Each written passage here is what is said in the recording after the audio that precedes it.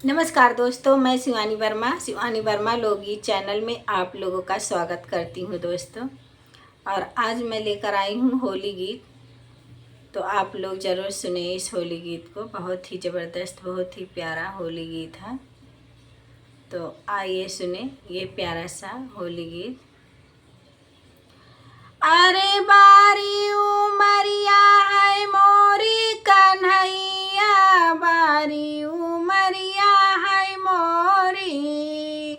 अरे बारी उमरिया है मोरी कन्हैया, बारी उमरिया है मोरी। अरे हमसे ना खेलो होली कन्हैया, हमसे ना खेलो होली।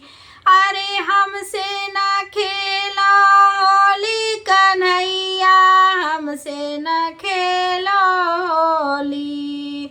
तू तो गोकुल का काला कन्हैया, तू तो गोकुल का काला कन्हैया, काला कन्हैया हो काला कन्हैया।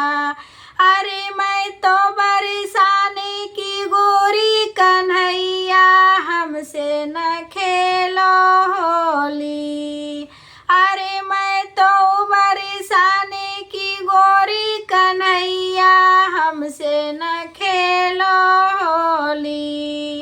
अरे बारी उमरिया है मोरी कन्हैया, बारी उमरिया है मोरी। अरे बारी उमरिया है मोरी कन्हैया, बारी उमरिया है मोरी। अरे हमसे न खेलो होली कन्हैया, हमसे न खेलो होली। धीरे से कान्हा हमें रंगवा लगाना, धीरे से कान्हा हमें रंग लगाना। अरे हमसे करना ना ठिठोली कन्हैया, हमसे करना ना ठिठोली। अरे करना ना हमसे ठिठोली कन्हैया, करना ना हमसे ठिठोली। अरे हमसे ना खेलो होली कन्हैया, हमसे ना खेलो होली। अरे हमसे ना खेलो होली कन्हैया, हमसे ना खेलो होली। अरे बारी उमरिया है मोरी कन्हैया, बारी उमरिया है मोरी। जो कान्हा हमसे जिद पे अड़ोगे, जो कान्हा हमसे जिद पे अड़ोगे, जिद पे अड़ोगे हो जिद पे अड़ोगे। अरे मैया से कह दूंगी तेरी कन्हैया, हमसे न खेलो होली।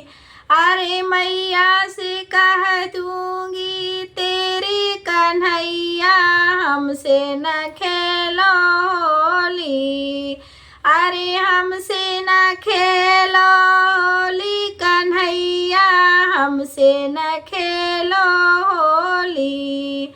अरे बारी उमरिया है मोरी कन्हैया, बारी उमरिया है मोरी।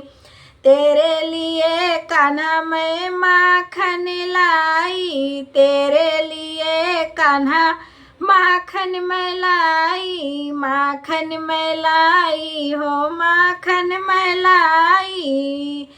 अरे नजरे है तेरी लुटेरी कन्हैया, नजरे है तेरी लुटेरी। अरे नजरे है तेरी लुटेरी कन्हैया, नजरे है तेरी। अरे हमसे न खेलो होली कन्हैया, हमसे न खेलो होली।